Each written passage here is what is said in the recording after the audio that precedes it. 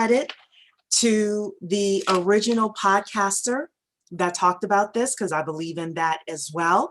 But they had such great tips, and Google is the #1 search engine out there. It's so important for us to be Google ready in terms of our businesses. So I will say, as I was listening to this podcast, I said, oh my goodness, this is such great information.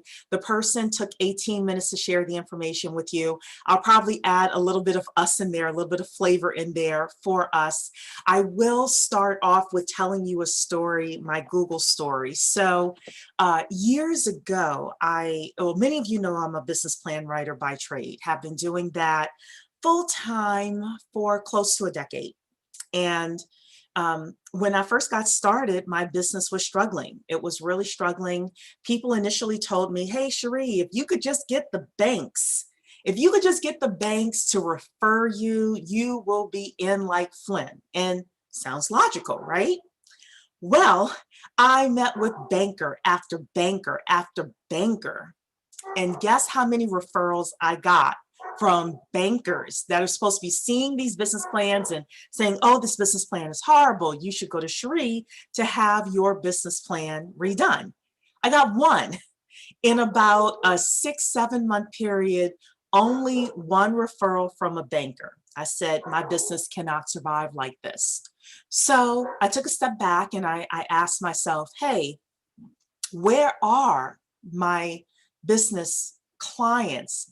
The people who are writing checks, where are they coming from? Turned out that they were coming from 2 different places. One was LinkedIn.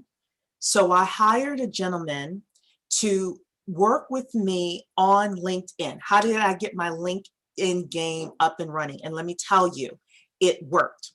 The second thing that I noticed is the frustrated person 3 o'clock in the morning who was sitting there with the template trying to write their business plan, and they're like Googling business plan writer, and I just so happened to show up. It was not purposeful at all. And I will tell you, it was when Google had a lot less competition, and I was one of the only business plan writers in the Metro DC area at the time. So it just so happenstance that I showed up. Well, fast forward 10 years later, we have a lot more competition on Google. There's a lot more noise out there. So the point of tonight is to understand, #1, that Google is the #1 search engine out there for people looking for businesses, right? They're looking, to anything from going to a restaurant to, buying certain types of handbags. Yeah, people may go to Amazon, or they may, so happen to find you on social media, but Google is still very, very powerful. And some of us, especially if you have a brick and mortar business, for example, you may need the power of Google, but some of you have online businesses as well, and the power of Google can help you as well. So, like I said, this is creative theft. This conversation, actually, there was a podcast by a guy named Tom Ferry, who is a realtor. And he had a gentleman on named Jason Pantano, who had this list, the 6 tips to get Google ready in your biz for 2021. And I said, okay, absolutely have to share this with the community. So let's get started with talking about getting Google ready. #1 is control the first impression. People are going to have an impression of you, just like you have an impression of others when you type in something in Google and the search item shows up. You need to control that impression. Everything from the titles on your web page to, if you're doing a blog, and some of you should be blogging, then being meticulous about the titles and the SEO and how it reads out, not letting any of that information fall by the wayside, because you have a split moment in order to make a positive first impression and get someone to click on your listing. So we need to have, this is again, according to Jason here, we need to have more emphasis on digital marketing and on being findable on Google. And I think one of the big things we have to decide is that we are going to take this on. And we've got 2 months left before the end of the year. Say, you know what, for the next 60 days, I'm going to spend my time actually focusing on being findable in Google. Number two, people are going to Google you if they're thinking of doing business with you. Especially like me, I'm a business plan writer. If you have any kind of consulting company, if people are spending hundreds of dollars or thousands of dollars, they are going to most likely Google you and see what comes up. So you need to control what people are seeing. Do you own your own domain name? Do you have, when people Google you and when you Google yourself, what are people going to see? I have a mentor of mine who is an older gentleman and he's got enough of an established brand. But when I Googled him, the first thing that showed up was something very scandalous about him. And a friend of mine and I talked about it. Again, he's an older gentleman and we were kind of like, let's not bring it up to him. But if the first thing that shows up about you is scandal and someone Googles you and you know, are trying to get $10,000, $15,000, $20,000 from them, then it may not end up well for you. So number one is people are going to Google you. So you need to be able to look at that information and figure out how you can get the most positive representation of yourself on the first few pages. What are people going to see? So also one of the things that Jason suggested is buying keywords as well based on what they call geo-targeting, meaning around, you know, your city or around your area, or sometimes it is based on what you do. So the first impressions are very, very important on the first page of Google. Also, the other thing that he suggested, again, with regards to the first impression, is that when people click, when they see your name and they click on that, especially with if you're doing paid advertising, what are they going to? Sometimes they should not go to a home page, but they should go to some sort of a landing page. And he suggested to be very purposeful with that. What is your customer journey with regards to finding out about you, finding out more about you, and then deciding to work with you? So that was the first thing, is controlling the first impression.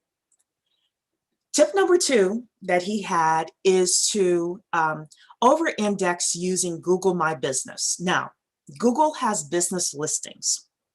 And some of you, for example, may be using a home-based, you may be a home-based business.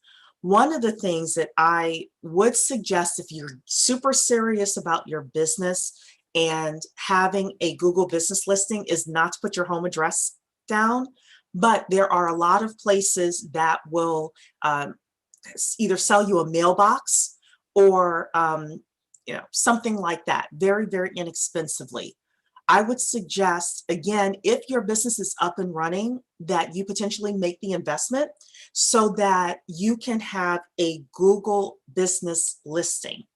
Years ago when I did it, they literally sent me a postcard with the confirmation number in the mail. I haven't done it in many years because I haven't had to do it in many years, but you would want to look at the Google business listing and make sure that you're in there. Number two, you are also able to add photos, headshots of your team, product photos, photos of your happy customers onto your Google business listing. And this is one of the things that he suggests. So again, I was listening to a podcast for realtors where they had the, if you're a realtor, then, have the just sold pictures on there with everything that you've sold over the past year.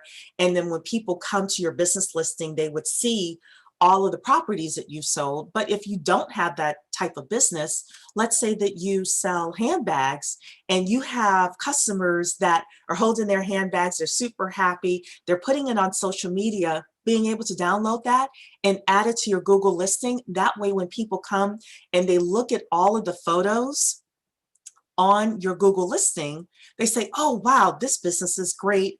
I want to contact this business. So again, that was another suggestion of his. Number 3 was adding your hours of operation. Most of us don't run 24-hour businesses. So saying Monday through Friday, 9 to 5, or Saturday, 10 to 2, whatever is fine. Google is, unless you have some sort of business that truly is a 24/7 business, according to Jason, Google is kind of penalizing people who have 24/7 hours of operation. So you want to go in, check that, make sure that you have appropriate hours of operation. Also, with the Google My Business, he said to make sure that you have the same headshot on the Google business page as you do on your social media pages, because people don't want to think, oh, is this the same person? And I am a person that tends to change my hair like once every 6 months. So I have to even do that. I have to go through and make sure that the pictures that I have across all social media and on the Google business page look the same, so that people aren't asking, hey, is this Cherie? Is this not Cherie? I don't know. So again, that was another one of his suggestions. I don't know, in our culture, we tend to know that, especially our women, we change our hairstyle a lot. But it depends on you, and it depends on who you're serving. Let's just say that. You also would want to potentially do a question and answer section on the Google My Business section, Google My Business area as well. So apparently, and I haven't tried this, so apparently there is a way for others to ask you questions and you answer them in the Google business area. But what Jason was suggesting is you can ask yourself questions, those top questions that everyone asks you, and then you can answer them as well. So again, depending on the type of business that you have, it may be worth it for you to take a look at that. Google reviews. Some of us need to focus on that. And not just having generic reviews like, hey, Cherie was a great business plan writer. No, it needs to be something like, Cherie wrote a great business plan for me. I took it to the bank. I got a $200,000 loan. Things like that, right? So some of you may want to spend the next 60 days during the holiday season asking people for those specific reviews that they can add to Google on your behalf. And then just make sure that your name, address, phone number, and domain name are consistent on every profile in your social media and Google. What he said was, if you have a suite, so for example, I have a suite 300, he said, Google even looks at the difference between you writing out SUITE and you writing out STE period. So you want to go and you want to make sure from your Facebook page, your Instagram page to your Google business listing that everything is consistent, so that Google is able to know that you are the same business everywhere. So that's number 2. I told you he had a lot of stuff here, but that's number 2, is completing the Google My Business listing. Number 3 is to make sure that you are using your off-page SEO. SEO stands for search engine optimization. So on-page SEO is what's happening in your website. So it's, the title of the pages that you have and the content that you have and the keywords that you have on your actual website. Off-page SEO is other websites that you're on, whether it's your Facebook profile, your LinkedIn. Again, this was a realtor podcast I listened to, so he talked about Zillow and your listings there. Any other places you have listings. Some of us have listings on Black business directories, etc. You want to make sure that you go through and make sure that everything you have it completely filled out and that it all says the same thing, because that is how Google actually looks for you. Next, number 4. So we've got 6. We're already through with 3 of them. So here are the final 3. Jason says to get matchy-matchy. So what does that mean? It means that if you're using different fonts, if you're using different names, let's say you're a junior, sometimes you use junior, sometimes you don't. Your color scheme, your brand colors, things like that. He suggests you go through everything out there and make sure that your brand is consistent. The reason he says that is because when people look at different pages, you want to make sure that people know that they're dealing with the same company. So with the 10K project, we have red, white, and black. Even the red that we use, BF0707 is our, I guess, RGB code or whatever. Like, we have to be super consistent with that and with the fonts that we're using and things like that. It annoys me to no end, but I know that it's important. So, to me, I think what difference does it make? But it truly makes a difference at the end of the day. Number 5, utilizing different tools, apps, and gizmos is what he says. So he doesn't have endorsements. I don't either. I should have Talisha here, who is our Chief Technology Officer. However, he did mention a couple of different applications that you may want to take a look at. So the first is whitespark.ca. Whitespark.ca. It audits what shows up on search engines about you and your company. From building citations to earning reviews to tracking your rankings, they say their tool helps you show up, win customers, and manage your local search. So again, this is something that Jason suggests, whitespark.ca, in order to do an audit on your search engines. There are also a lot of great Black entrepreneurs that focus on SEO. You may want to have a person help you with this as well. So if you're part of the 10K project community and you're yes, KD twice, whitespark.ca, you got it right. So like, for someone like me, I would want a person to help me with this. So Terrence, it's whitespark.ca. I'm going to put it in here for you. There we go. And Neferetti, no, there isn't a PowerPoint. However, I will give you the initial video so that you're able to see the initial video. I don't have the PowerPoint, but there you go. It is creative theft based on a podcast that I was listening to. So anyway, whitespark.ca is what he suggests. I personally like a human for something like this because I would want to talk with someone about the results. Again, if you have a business that is operational already, you're making money, but now you want to kick it to the next gear, sometimes having an SEO auditor help you. You can get it done sometimes for free, and they can give you the information, or for very low cost. So just something to consider. Another tool he suggests is Namecheck, N-A-M-E-C-H-E-K,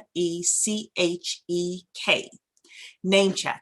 And this is all domains and social profiles using your name and it will let you know what's available as well. So one of the things that he suggested was making sure as much as possible that you have the same domain and social profile name across all social media. So for us, you know, we try to capture Black 10K Project everywhere. So that way we can have a consistent brand everywhere. And you want to think about doing the same thing as much as possible. Another tool is the Google Search Console. It's advanced. It's an advanced tool, and you can input your domain, and it tells you what people have searched for to find your website. I thought this was very interesting. So if you want to drive traffic to your website, you get to find out what people who have initially found your website, what they were looking for, and you're able to either drive traffic, or I would even say create content around that, you know, blogs or YouTube videos or things like that. And you could ultimately even purchase traffic to come based on what people have used in order to find you previously. So the final thing, number 6, this is final. Okay, YouTube is the second largest search engine on the planet. So number 1 is Google, and number 2 is YouTube. Just so happen to be owned by the same people. Okay, so what he suggests is to step up your YouTube game the end of this year and 2021, to step it up.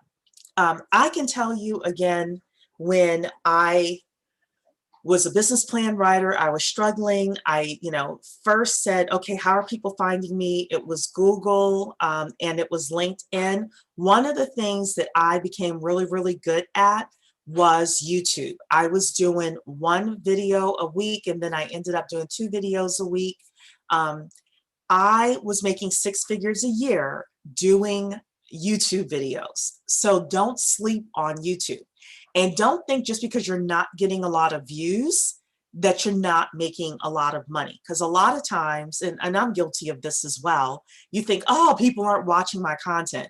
Yeah, but people are giving you checks. If people are giving you checks, then your content is resonating. So, just because someone has 100,000 views doesn't mean they're making any money. So you want to step up your YouTube game with regards to what are the people who are writing you checks? What are they looking for? What information are they searching for? The other thing that Jason suggests is, and I have to admit, I have to get better at this, is thumbnails. Crappy looking thumbnails usually don't get selected. So you want to use a source like Canva, or you can go to Fiverr in order to get good thumbnails. If you want to use a Black individual to help you with this on Fiverr, which you're able to do, I like to either go to Jamaica or Kenya or sometimes Nigeria in order to find Black individuals across the world that are inexpensive that can help me with my thumbnails. Because a strong thumbnail, even I do it. I will look at a thumbnail and sometimes I'm like, except if it's a piece of information that I'm really looking for that a lot of people aren't talking about. So, but if you are in a crowded market, your thumbnails need to be on point. Okay, more information about YouTube. You need to optimize your titles and your keywords. Don't be cute, don't be artistic, don't be clever with the keywords.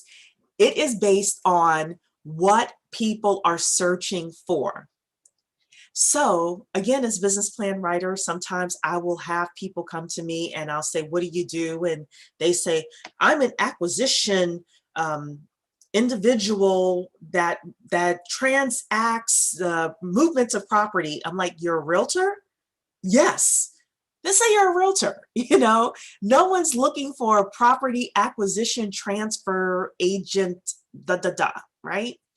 But they are looking for a realtor in Atlanta that has experience in, with X types of homes, or with first-time home buyers, or something like that, and understanding the grant programs for first-time home buyers, whatever it is that you do. Focus on the keywords that people are looking for.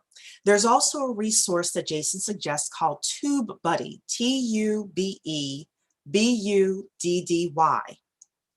And TubeBuddy helps you find keywords and do keyword research based on what people are looking for in YouTube. So that's TubeBuddy. And this section of his suggestions, I really am going to focus on. So for 2021 especially.